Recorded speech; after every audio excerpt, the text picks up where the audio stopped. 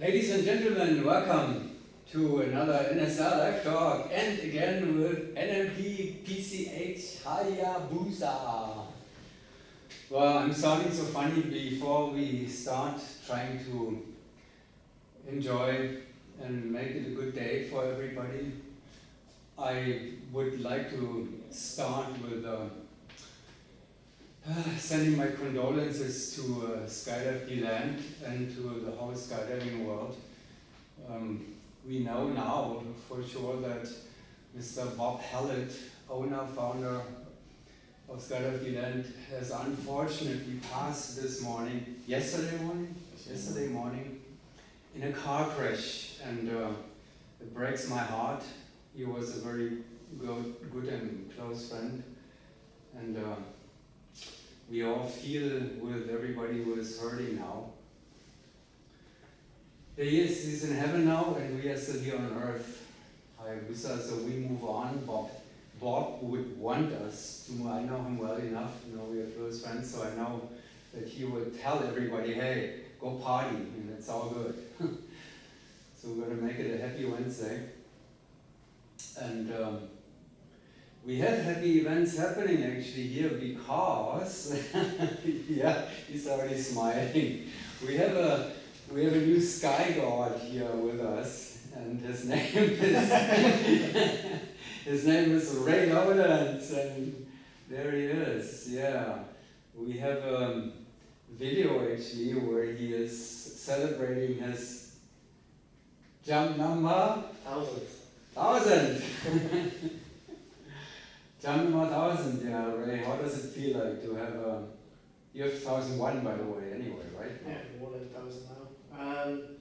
Well, even after 1,000 jump, I still feel like a beginner jumping with these guys. So it's just a number, but I'm happy. 1,000 jump is a lot. How was this swim with the alligators? Well, the swim was tough.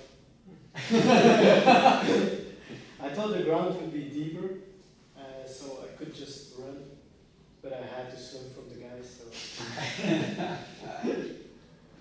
It was fun to watch, and there is an alligator in it. Actually, the staff guy, he told me there's that, the fake one, but there seems to be a real baby alligator. I think I felt something on my knee. Maybe it was that. You survived, so yeah, that's important. All right, so last time, ladies and gentlemen, I believe the last time we talked on a pretty regular basis here with HayaBusa, and if I remember correctly, please correct me if I'm not right with that, but I think it was after round 4, the end of the first competition day. David, you weren't there. But we sat down and talked about the first day of the competition. And David, they filled you in the meantime, or you educated yourself in the meantime, probably looking at all the videos in and out. And what did you see on, let's talk about the second, so let's go back to the Indoor World Championship and evaluate that a little bit, because we have not talked about that. After round 4 we did, not after round 10. So a little summary of that. How about that? Dave, you want to begin? So my job was actually to stay at home, and I took it upon me to look at the jumps live on the live stream, and I timed directly actually the top 4 teams, and I did that page by page, and then eventually I sent my thoughts to the guys, how they were doing, what could have been better, some positive things and definitely also the negative things. But I think after day 1, I think they did a fantastic job. And then sadly enough, it started to fall apart in day 2. Fall apart. Yeah. But nevertheless, I think the data still showed that the first three pages, they were almost one of the strongest team of the playing fields. They just started a little bit more later. First 3 pages of one round. So yeah, so the first 3 pages so each round, the first 3 pages, they were almost one of the strongest teams there. It just started to crumble a little bit later, and that's something that we need to take in consideration and actually become much more stronger and wiser on in the upcoming months. Well, that's interesting, Dennis. You are this, on the same experience level almost. No, it's well, whatever. But did it feel like? Did you feel any of that during the competition, that it was falling apart at a certain after 3 pages? Yeah, definitely. I think we always had a pretty good start of each round, and then, but it's been something in this team that's been consistent, that either it keeps going okay or it falls apart, but not in the beginning.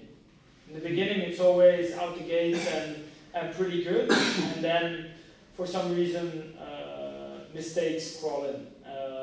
Is it because people start thinking too much, or we doubt ourselves a little bit, or we just don't have enough flying time with this team? In my opinion, it's the latter. So I just think we lack consistency, and that's one big thing. And when you make mistakes, your confidence drops a little bit, and you start questioning yourself. And I think that's the bigger issue, rather than the flying on itself. Because if you can show 3 good pages, why can't you not show the 3 next good pages? Yeah, and then it's all mental. Yeah. So Bob, same thing, same kind of feeling, experience with that. That is usually the time when the top teams are picking up the pace. Mm-hmm. So that's where you are falling apart. When yeah.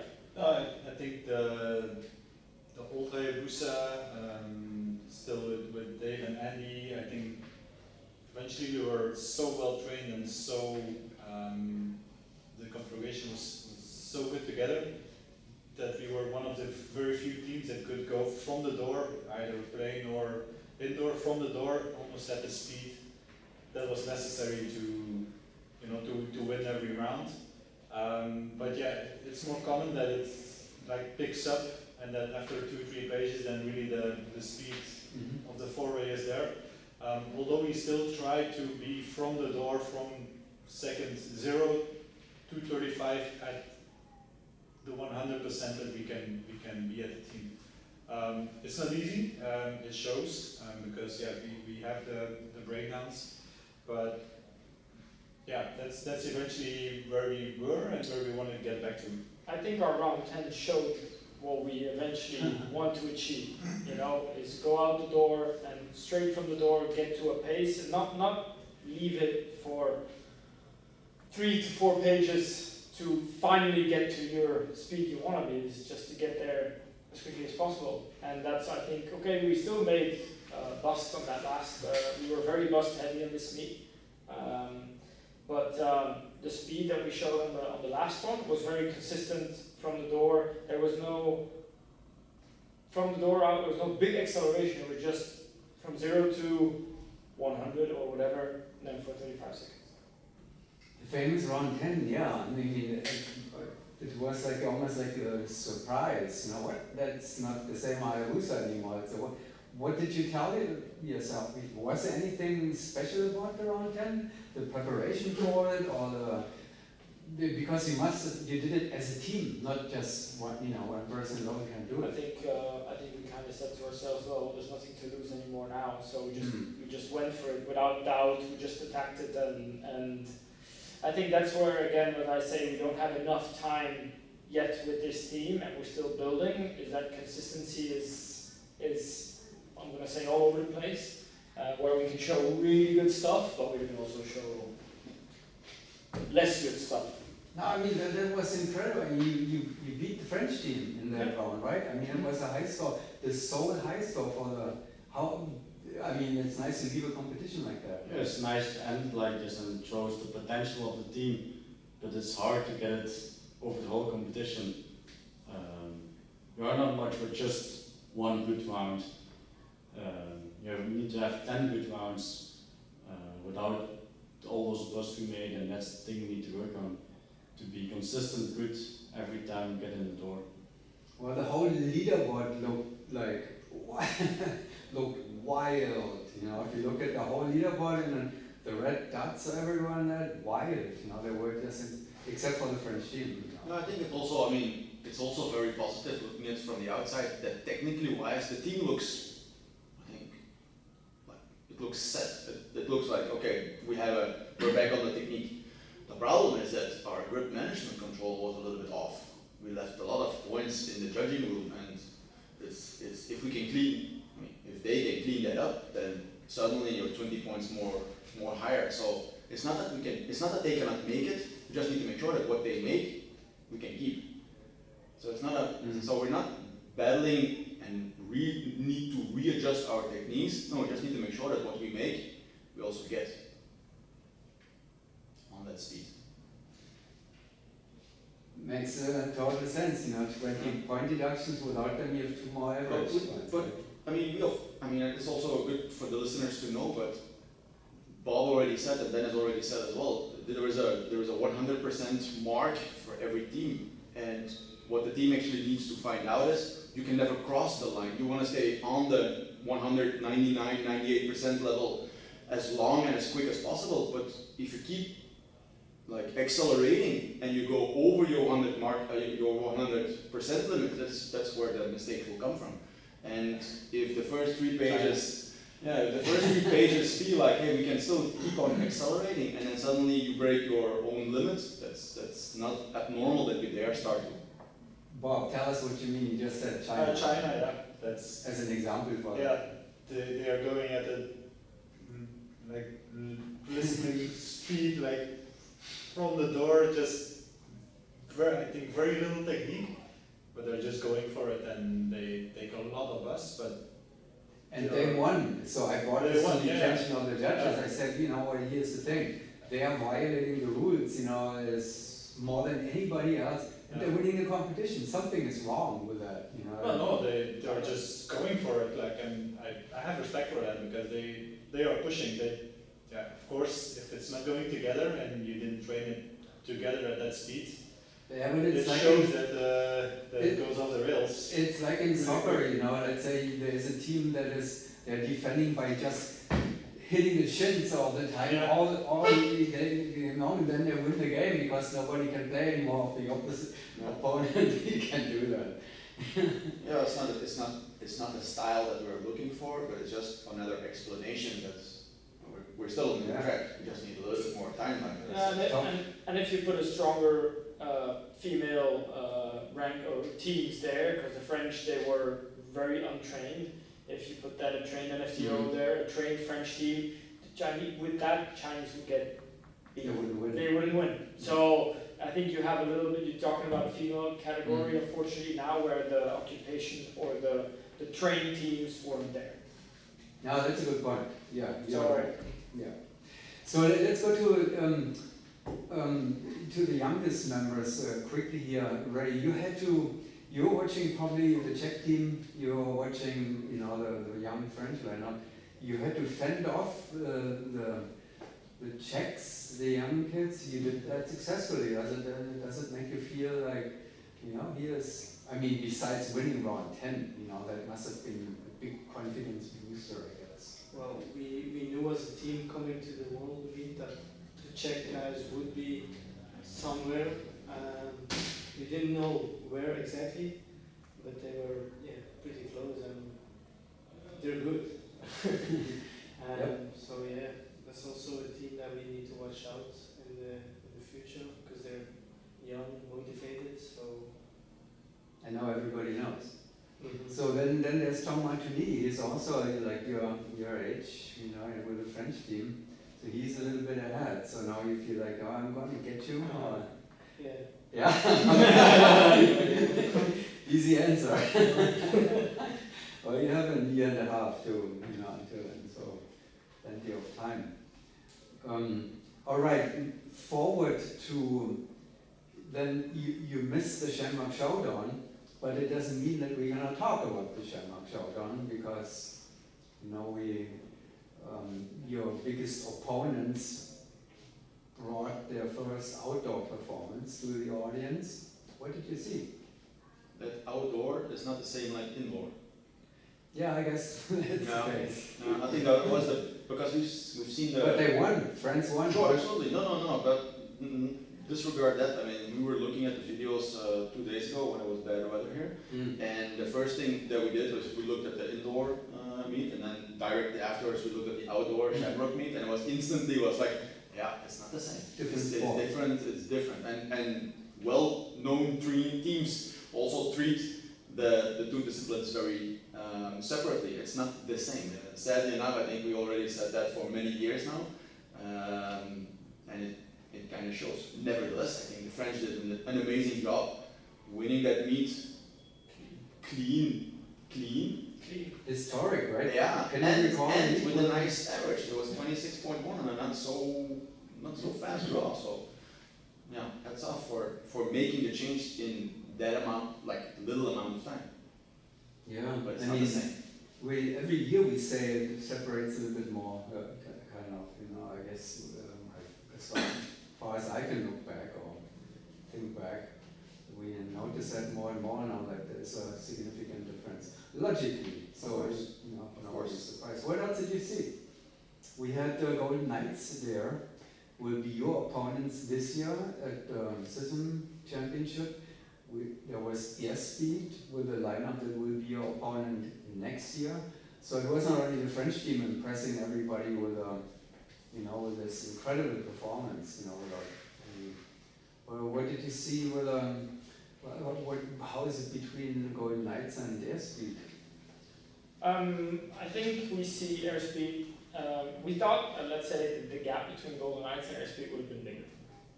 Because now Airspeed's flying with their new lineup with the 2 new members. So either Airspeed did a very good job, or Golden Knights left some stuff on the table there. But then again, what can you take away from an outdoor meet that is so early in the season? So you can take some stuff away, but teams can progress so quickly, or stagnate. You never know what's going to happen. But I think I was impressed by Airspeed's performance with that little amount of time together. So yeah. What did you see? Yeah. I was also impressed by Airspeed, like seeing where the score they did already. That looked promising for them. I don't know how many jumps they have together, but not so many. We've seen the Golden Knights that had a high score than we had at say the World Championship. So that is a promising battle for the season. Interesting. That keeps us motivated. We need to train really hard if we want to win them. So it's going to be a battle. And then the French on top with a big difference again. Yeah, at the SISM you have a big job to do. Now you have won this event 15 consecutive times now, 16? Something like that. I don't know the numbers by heart, but something like that, yeah. So we have now the Golden Knights possibly competing at the SISM event, and we have the Qatar Tigers who are secretly training only SISM and nothing else. So I think they're tired of you winning it all the time. Wouldn't be, yeah. Everybody should. There hasn't been competition really. And then then David is going to Germany to coach the Germans to beat you too, right? Yeah, we check the same thing. No, I mean the SISM has always been a little bit like a side training. I mean that's what it was. But in the last few years, we found out that it was so important for us also to keep the team continuing year by year. Sadly enough, with Andy stepping out and Mike stepping out, it became much more difficult. And I think we saw that last year when we had to perform really, really well to eventually win by 1 or 2 points difference from the Golden Knights, and still, I think, give us 6-7 more months, and I think we will, with this lineup, we'll be there. The good thing is we have to only train up until end of August, beginning of September, because then we have a World Cup, and then right after we can switch the mindset and think about SISM. And I think the Knights have it a little bit more difficult. They have to train up until the US Nationals to make maybe a chance of becoming the US National Champion. And then I think their time is a little bit more, you know, shorter. Yeah, it's tricky for the Golden Knights actually. You know? Yeah, but we know what we need to do, and they're just still okay. How do we battle both, or balance it. yeah, balance actually the three things, because they just didn't go sadly enough to the indoor world championship, but that's a different story. All right, well, we're coming now slowly to our end here. It was a training day. You are here for how many more days for in Skydive City? Full week. So 4 weeks still? Okay. And so until Wednesday next week? yeah, Wednesday is the last day, we leave Thursday. You went quite a few times today again with a twin hour all for yourself, right? Not a bad. We were treated very well. Yeah, like Royal, I think Skydive City did their ultimate best to, you know, to give what we want and need. Yeah. And I mean, we also feel a little bit like bad that we're sitting at Twin by ourselves. But if they support it, I mean, we accept it. So what's the next competition? Is it Belgium outdoor or Benelux or something? Oh, that comes to be for everything. Belgium Nationals is 10 days after. I see. Bob and David, you have other projects at the same time which are not team related directly, at least not. Bob, you're going on a 500-mile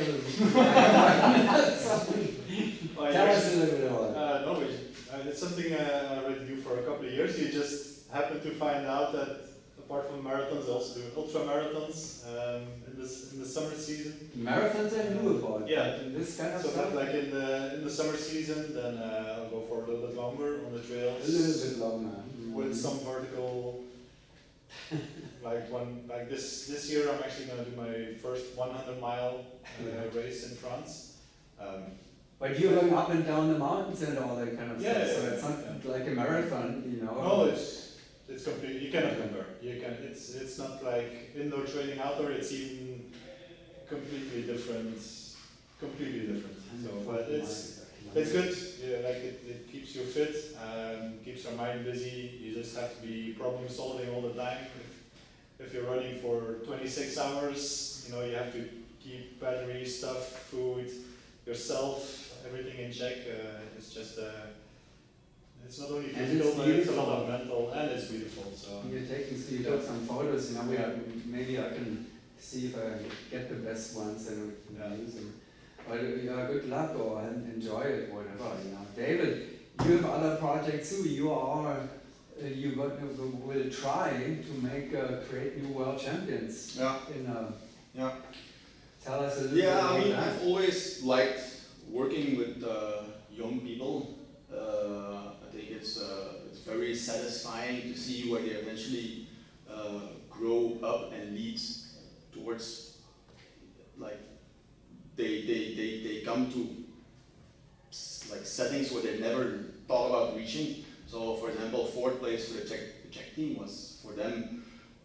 They would have been very happy with the top 10, and I told them when I was in February in Prague, I said like, hey, don't be surprised if suddenly you're already on the podium after the first day, and it showed. I mean, suddenly they were super well known, and then I had a conversation with them like, hey, nice, well done, keep doing what you do, and then watch out for the roller coaster of emotions. And sadly enough, that happened for them, but I think it was a big lesson. And so what also came out of that live stream was that that several nations already have like a children's program for building the future world champions, but the United States doesn't. And so it's in my plans to try to do the same thing, but then starting in the Tampa area.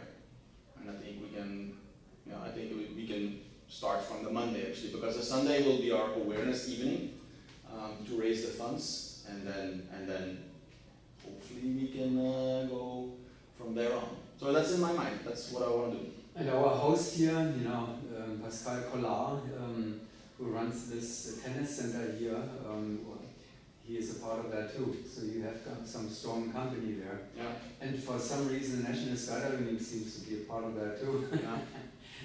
Children's School of Flight, here we come. Yeah. I'm looking forward. I mean, as you know, it will not happen from today till tomorrow. It will be a 10-year, 15-year plan maybe, but eventually, in my mind, I hope that the kids will have a lot of fun experiencing the journey that we have. It's never a guarantee. You have to work very hard, but at least we would like to give them the means and the explanation and the story behind how to become your best self working within a team, because it's not the same like free flying where you do everything solo, or it's really working when everything goes well and when everything goes bad. So the team dynamics is super important for, I think, also a child to understand and to learn, and that will set them up later in their life to become maybe one of the best managers in the company. Exactly. Well, we're looking forward to that project and get some results. Hopefully, the sooner the better. Like the Czechs got their results, and France, who told me they all have tangible results now. So we need that too.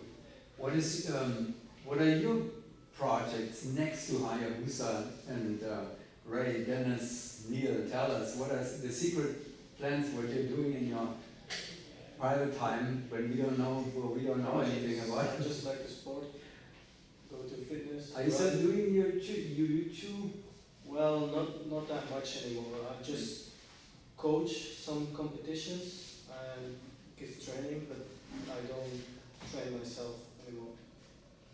I just don't, I don't know, no interest anymore to train myself. And Dennis, you are still on your HayaBusa? Yeah, still? Yeah, I besides HayaBusa, obviously I'd like to spend time first of all with my son, but then secondly, I occupy myself a little bit with the race bikes. I instruct on the track as well at the school, close to where Neil lives. A lot of noise. He doesn't like it. No, but I enjoy it. Yeah, I always finally complain when he's driving. Too much noise. That sounded so original, it's so real. Can you do it again? I make up with it. Yeah, but it's a little bit my as for what it is for Bob, it's a little bit my therapy to get away from it a little bit and to be able to come back to the team and with good motivation. Yeah, you're full-timer, so you need to your little getaway. Neil, what do you have? Jumping. More jumping. Okay, well, legitimate. That's your job anyway, so. I think he wants to break the 1,000 jumps per year. That's a goal. Yeah, that's Will not be this year, I think. Maybe next year. We'll see. He would like to make 1,000 jumps per year. Oh, At least. per Yeah. year, okay. He wants to keep that consistent. Yeah. Oh, you're serious with that? That's Oh, not so okay. much. We have 265 days in a year. No, Yeah, totally. it's Yeah, it wouldn't be the first one, I guess. not even 3 a day. So it's not so Maybe the first Belgium. How much did you train on your No, I think my maximum when I was still working as a professional skydiver as well, I did 990. Well, that's close. Yeah, it's hard, but it's also, I mean, it's tiring now. It's not so much I was fun. young, I had like you were his 23, age. right? Or 26. Yeah, I had his age, but also, I mean, for me, I would say that was the maximum. Never again. Okay, that's the word for the day. Never again. Never again. All right. That was it. NSL Live Talk with NMP PCH HayaBusa. Thank you very much for taking the time once again and telling us honestly about everything. And then once again, our best greetings and wishes to Skydive Milan and all friends and relatives and family for Bob Hallett, who leaves behind a legacy of in the sport. Thank you for that.